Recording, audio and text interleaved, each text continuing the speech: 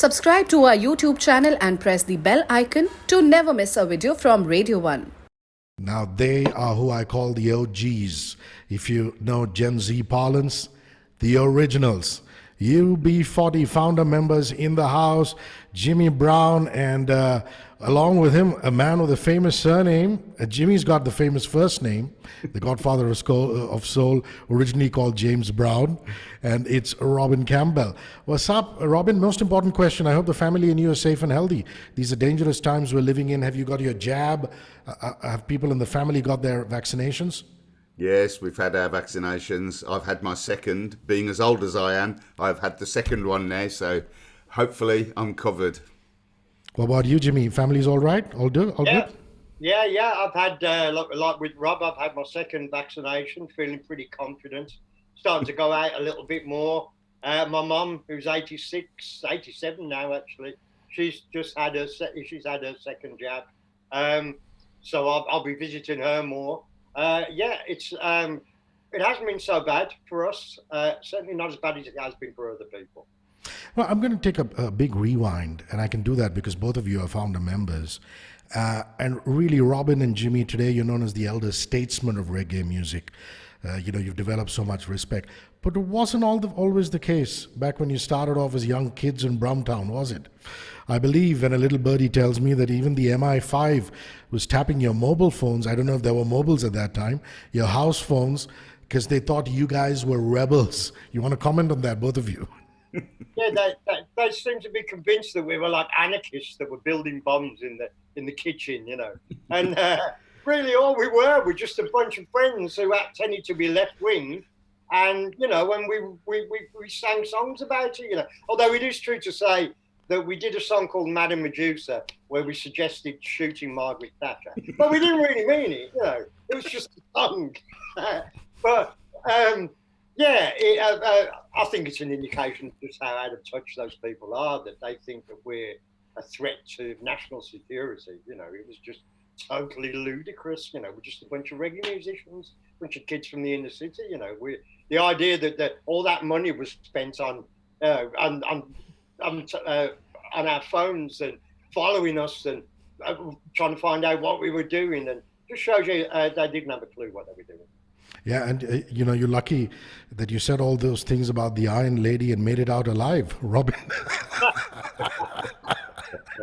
Is there a sense of gratitude? It's pretty standard behaviour, though. The security services have been doing that kind of thing for years. My father was a musician, was a left-wing musician, pretty outspoken. And I remember a friend of his who was a BT engineer came round to the house and said, I just think you ought to know that your phone's being tapped.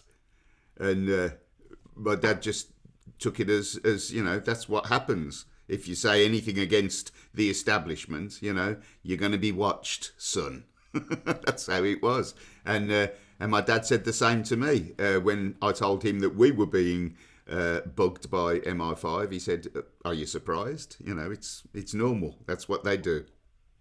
You've actually preempted my next question, which was about your old man. I mean, Ian Campbell, for those of you who don't know, living under a rock, watching this or listening to this, was a famous folk musician, and the Campbell surname, is famous in the world of music. So must have been exciting growing up, as a Campbell with you, the brothers, your dad. Did he really think well of your music, or did he just think it was a pile of bollocks? I mean, all fathers at some point think their sons are up to no good. So I'm just saying. I think he was deeply disappointed that we turned to a different form of music than what he was into. But that's pretty standard. I think you're usually diametrically opposed to whatever your parents were listening to. You go in another direction. So that's standard. But I think my father always fostered some kind of dream of his four boys all coming into his group and playing folk music. When that didn't happen, I think he was gravely disappointed.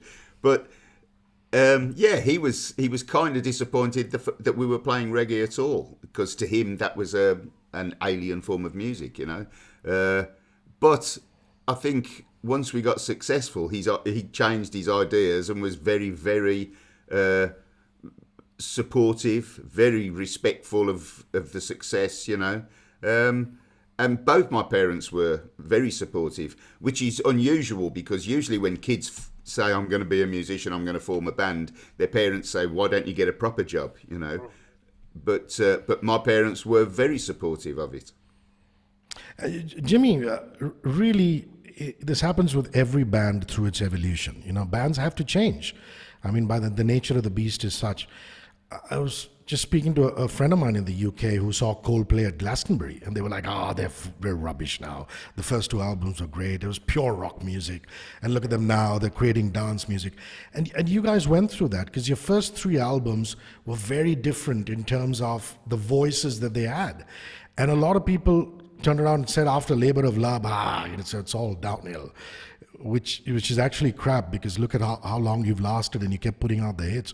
But just in terms of the change in messaging and imaging, Labor of Love onwards, how did you take to the criticism at the time? You were young blokes, Jimmy. Well, yeah, you know, I mean, in the end, we had sort of like a mainstream cult following, if you can really have such a thing, you know, where we were making music that really would have been more underground and culty, and it was politically charged reggae music and dub influenced, and you know, you wouldn't normally say that was going to appeal to the mass audience, you know. But then suddenly we did Labor of Love as a fourth album, and we did cross over fully into the mainstream. But we'd already had success. We'd already, you know, our first album, Signing Off, was in the charts for 96 weeks when we first released it. And we'd already had 2 or 3 top 10, top 5 hits with the early stuff. So I think what happened really, we did get criticism for it, but we didn't really take that much notice because it was successful. And you always feel that that's a little bit of like sour grapes from people, a little bit of jealousy, you know, but the thing people didn't understand then, and maybe we didn't either, was that we use that success to subsidise our more political music. So even though people think that once we hit Labor of Love and had all that chart success, that was all we did, we didn't. We've released 24 studio albums since then. You know, 20 studio albums since then, and not 17 of them are politically charged, you know, records. So we used that success to subsidise us doing stuff that we knew wasn't going to be in the charts and wasn't going to sell 10 million or whatever. So I didn't feel too bad, to be honest, about being commercial. The thing is, we kept sort of that original audience, that cult audience, because when you do become commercial, that audience will, it's a fickle audience, and it will turn its attention to somebody else after it had its attention on you.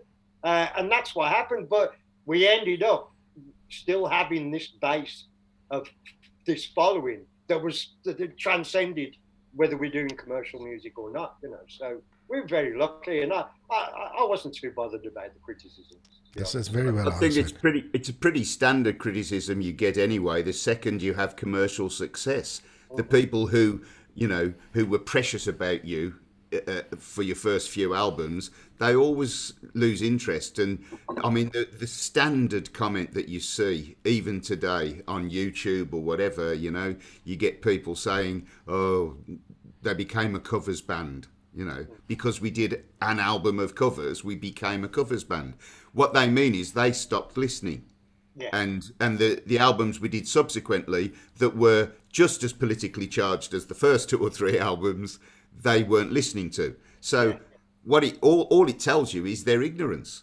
That's all they're telling you, is that they don't know what you did afterwards, because they're assuming that all you did was covers after that. And obviously anyone who's a real fan and has followed us knows that that's not true. And Robin, in that aspect, money is a strange beast. So is success. I mean, you guys have seen both ends of the spectrum. Had lots of it, had very little of it. And that criticism has come your way. And I read this, thank God for the internet. I read this wonderful piece The Guardian in the UK had done, in which I don't recollect if it was either of you or somebody said that, we helped so many Jamaican artists, unknown artists because of the royalties.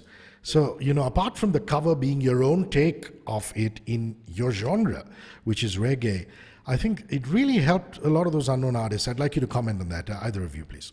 Yeah, well, that wasn't the plan. We didn't think let's get some money for the artists who never earned a penny for their first records. But that was the byproduct of us covering their songs. Those songs that made us want to play reggae, those songs that turned us on as kids, the original artists received very little money for. They were ripped off in the business, They usually recorded, got paid their $50 or whatever, and signed away the rights to that record. But when we recorded them, we, for publishing reasons, found out, the original writers, etc., which was nearly always the musician, the singer, who wrote the original song. And the number of artists that we've met over the years since recording Labour of Love who have thanked us and said, the first time I ever received a royalty check was from your record of my song, and that happened with John Holt, who he wrote The Tide Is High, the Blondie hit. He wrote that and never got a penny for that song. And after he received money from us for recording his songs, it enabled him to then go after Blondie's record label, and he got paid for that eventually. So he ended up quite a wealthy man because the songs he wrote were very successful by other artists, And it's a great thing to know that people who've struggled all their lives are suddenly getting money. Lord Creator, the guy that wrote Kingston Town, he came and met us in Jamaica when we played Sunsplash and brought his family to thank us because when he received his first check for Kingston Town from our recording of Kingston Town, he was in hospital, unable to pay his bills. Wow. And the check enabled him to pay his hospital bill, and he then subsequently built his own house, the first house he ever owned in his life. And he came to meet us and brought his family just to thank us. And I can tell you, there wasn't a dry eye in the house. It was a fantastic experience. Oh, lovely. That's a wonderful little story in there. Jimmy, growing up in Birmingham, it's like a mini India. All of us have one relative, or at least the one relative in Birmingham. And I have a musician mate called Apache Indian, who currently is... We know Apache Indian well. Yeah, yeah. So who currently is very cross with the BBC Asian network for not playing his hits, but that's a totally different story. And he talks about how when he was growing up as a kid, you guys were the legends. When he started off, it was like, I'm from Birmingham and I'm from the town that gave us UB40, and things like that. So talk about growing up in Birmingham, Jimmy. I was going to say, the Indian influence goes way before that. Way before we were in a band. I remember the first Indian family that moved in my road must have been 63, 64, maybe a little bit later.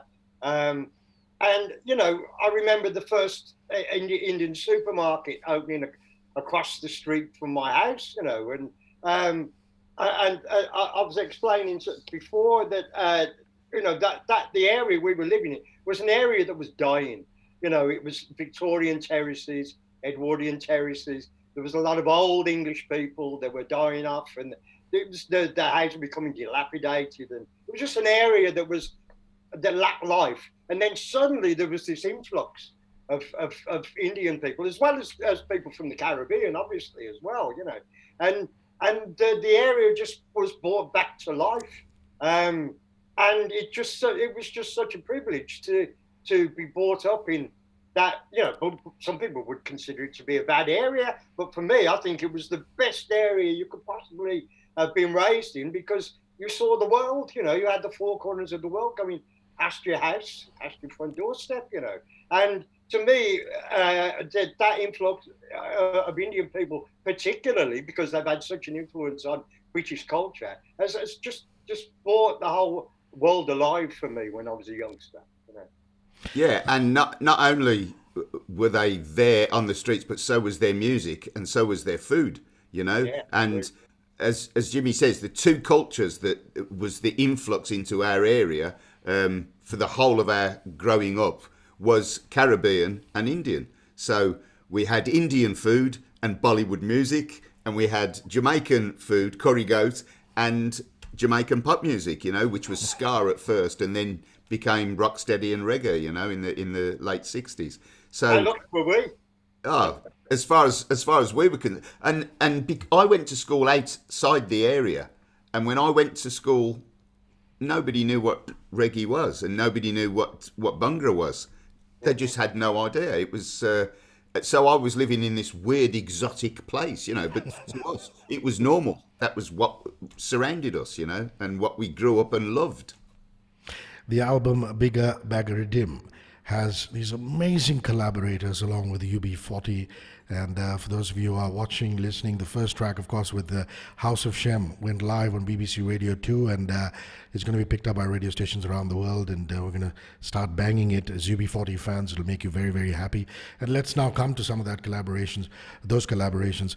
And really, Jimmy and Robin, for us, it is a matter of incredible pride that General Zeus and the Reggae Rajas find place in an album performing with you guys. You want to talk to me about that, Jimmy, about Zeus, about the track, about the band? Well, yeah, we were. I can't remember how long ago. I think it was 5 years when we were last when we were touring in India. We did about 4 shows, I think, in India, maybe a little bit longer. But obviously, that's where we met the guys, you know, and you just can't. That the infectiousness of what they did, because they were opening up for us in a couple of the shows, and it was just that it was so uplifting and so much fun what they were doing that it seemed kind of an obvious collaboration to do, you know, and yeah, so a couple of years later we found ourselves working on the same record together, so we're very proud of it. It's a real fun track. I really enjoy it. You know. And we've done it the same with all of the artists. You know, we just got in touch, really, over the phone, you know, or emails, and just said, if we send you a track, would you put something on it for our collaboration album? And nobody said no. You know, everybody jumped at the idea, loved the idea, and we just sent tracks out to people that we've worked with and met over the years. Recently, in the last few years, we just sent stuff out to them and said, do what you like. You know, here's the music. This is the backing track. Put whatever you want on top, you know. And that was what the Reggae Rajas sent us back. Wonderful. I'm also a massive Inner Circle fan, and Inner Circle features on this particular album. Tell me a little bit about that track, Robin. Well, again, they opened for us in Australia, and we've met them over the years. I mean, they've been going even longer than we have. I think they're on their 50th year as a band, you know, from the 60s or certainly the early 70s.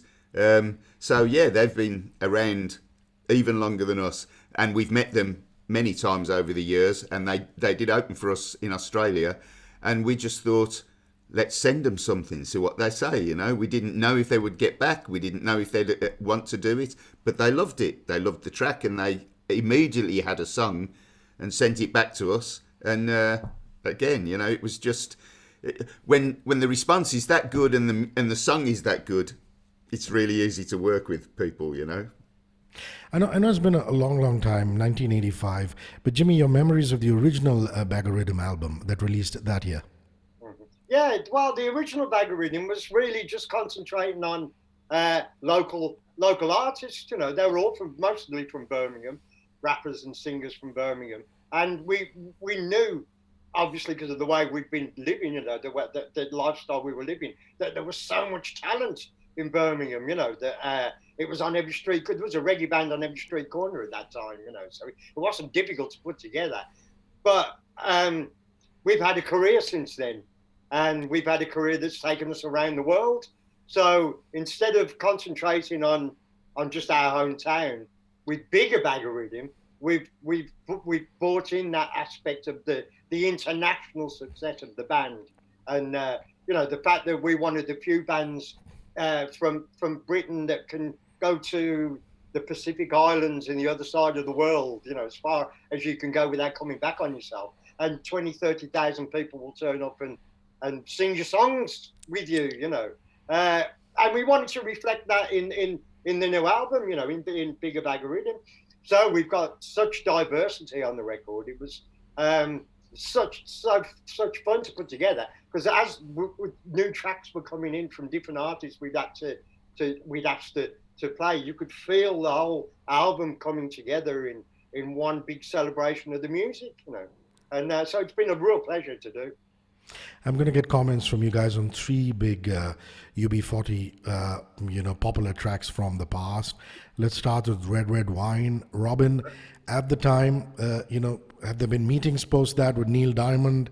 The fact that you took that song and made it your own, and it is a party anthem. You can be at a party of any age, and the punters will pull that out and play it for you. The DJ will play it. So Red Red Wine, please. Let's have you comment on that, Robin.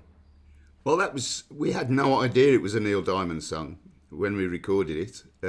We only found out afterwards, when we were, for publishing reasons, the name N Diamond was underneath the song, and we had no. In fact, we looked at each other and said, "It can't be, can it? That can't be Neil. It must be Negus Diamond or somebody." It's because we knew it as a Jamaican record.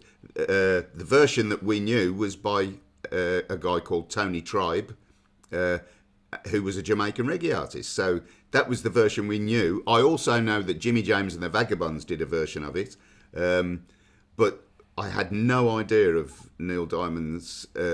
In fact, I've been told by a journalist in America, a Rolling Stone journalist, that he didn't actually write the song. He bought it.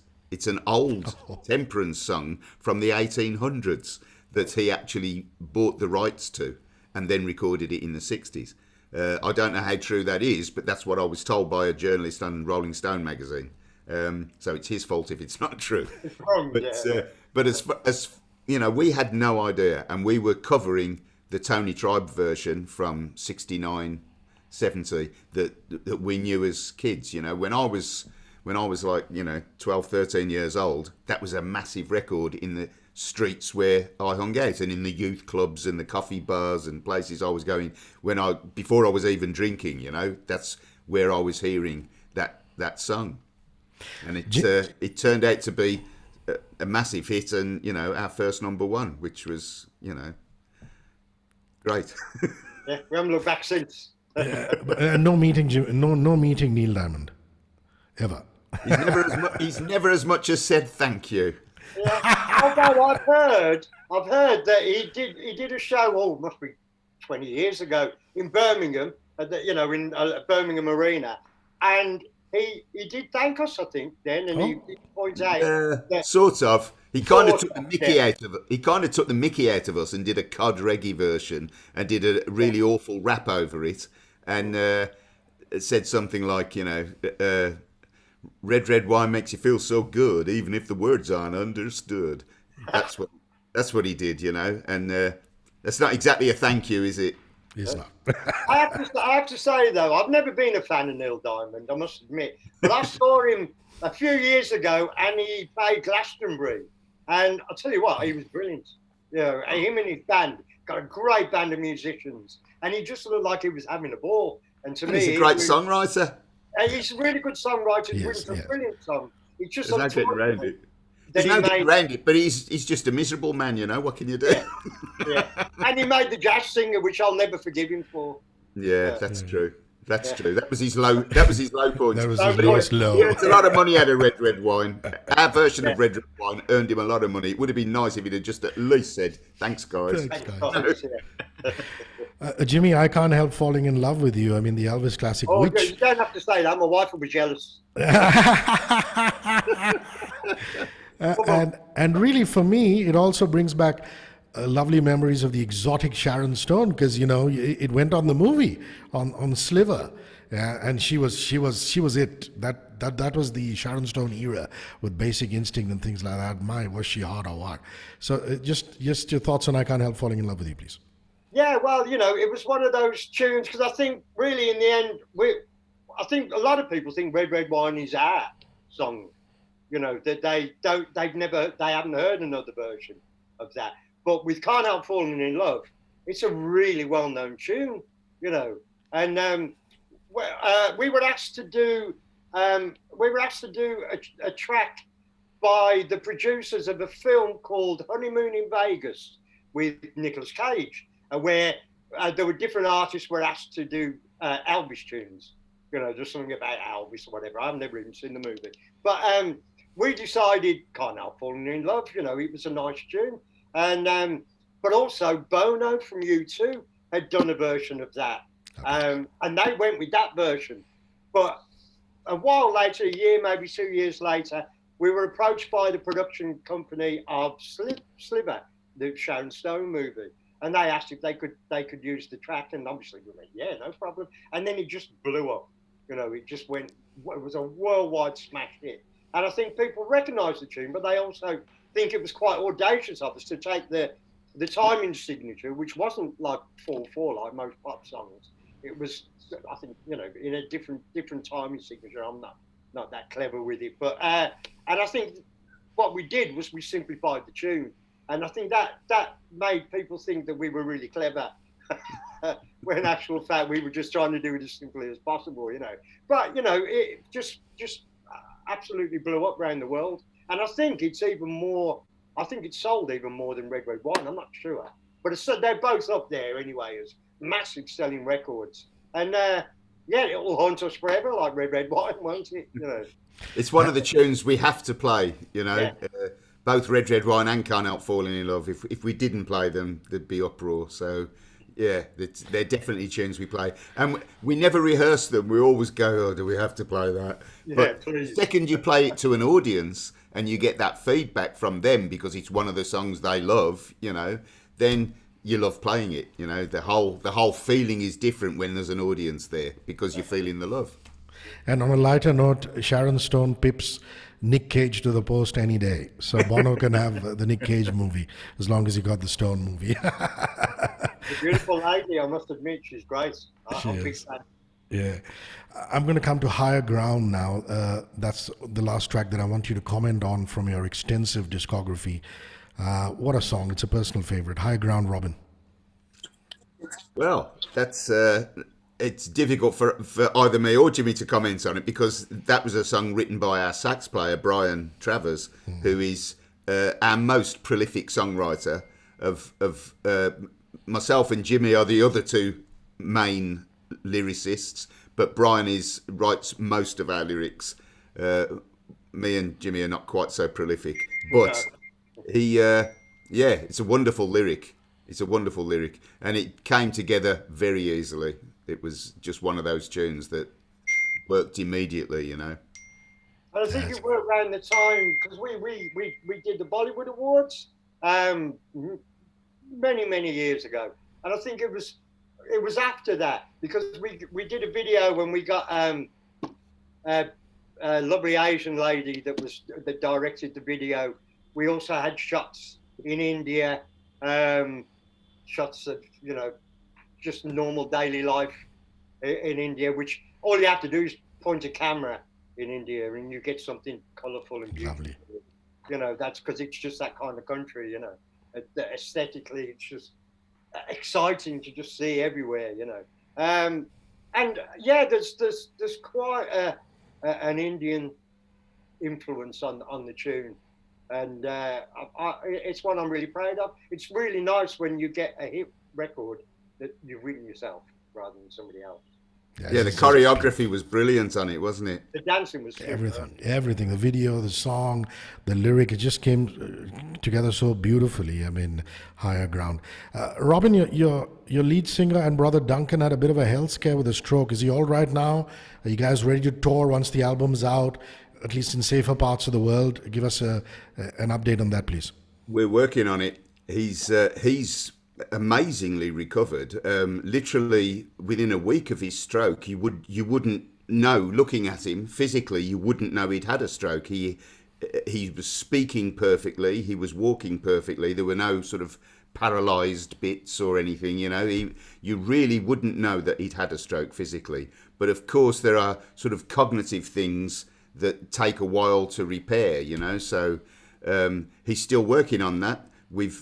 Him and myself have sat in the studio and gone through numbers we've been singing for months, and he sings just as well as he did before his stroke. So, we're pushing on, and hopefully everything will be back to normal very soon. Fingers crossed. Yeah, fingers crossed. Jimmy, there are the party hits, the feel-good hits. We've just talked about 3 of them. But there are also the thinking man hits, if I can call them that. I mean, songs like King and Madame Medusa, which we talked about at the beginning of the interview, will always have relevance because they were about such important subjects, Medusa about Thatcher, King about Martin Luther King. I know it's very difficult. It's like asking your father which one is your favorite child. Yeah. But is there a UB40 song that you feel has a lot of relevance, across the sands of time? What would that be? What's closest to you? Yeah, I think probably internationally, the song that really feels like it was part of history is Sing Our Own Song, I think. Because obviously, it was Rob that wrote it, and it was written specifically for the ANC in South Africa. And we had an opportunity when the cultural boycott was dropped and Mandela was released from prison.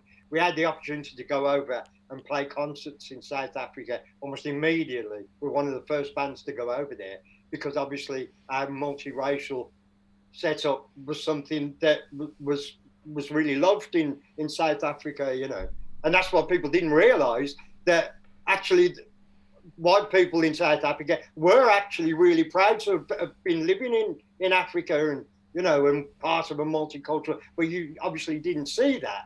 You only saw the reactionary white racists, and we were just absolutely taken aback. There's 100,000 people we played to over 2 nights, and they were singing. His figures are terrible. It was 210,000 people over 3 nights. Wow. We still hold the live record in South Africa. 70,000 people a night over 3 concerts. That's like an Indian cricket stadium, Robin. It was phenomenal. It was phenomenal.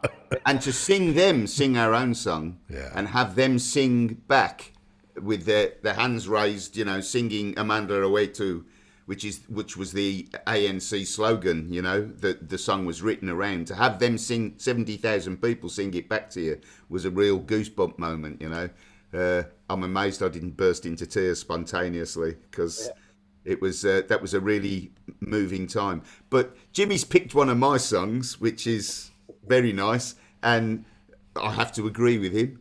But I would also say that one of Jimmy's songs would be my choice, because it's still utterly relevant today and could be said in any country about any culture, and it's 1 in 10.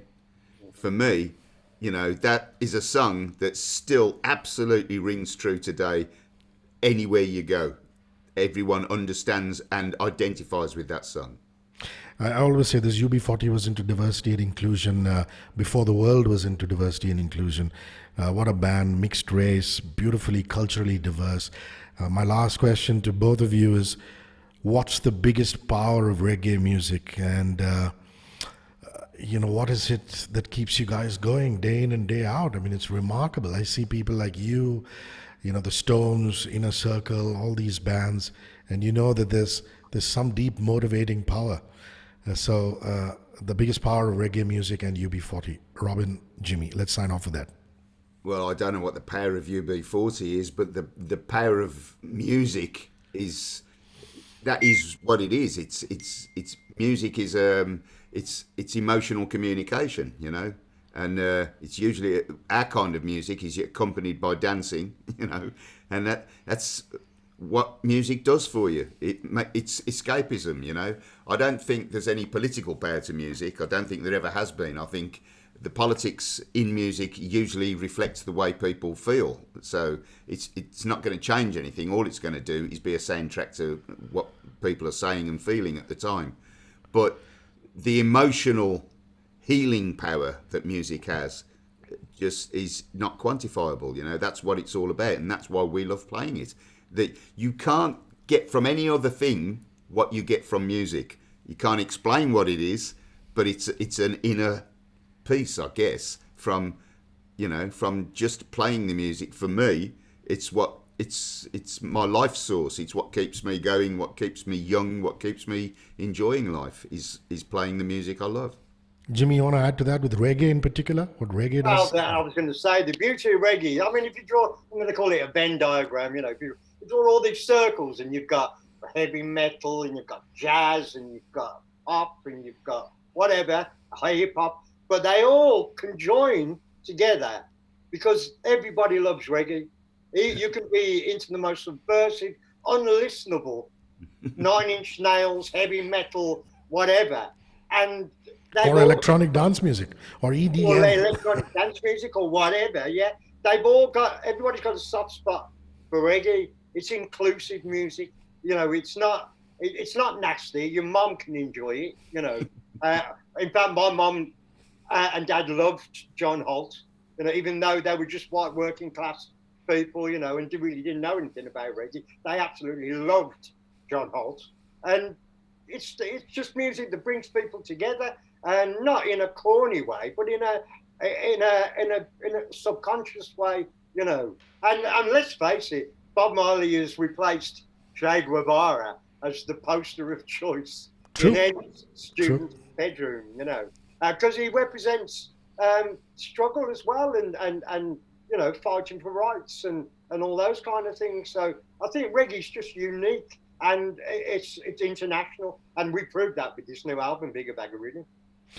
Robin, Jimmy, I can't wait for things to get better so that you're back in India doing some gigs for us.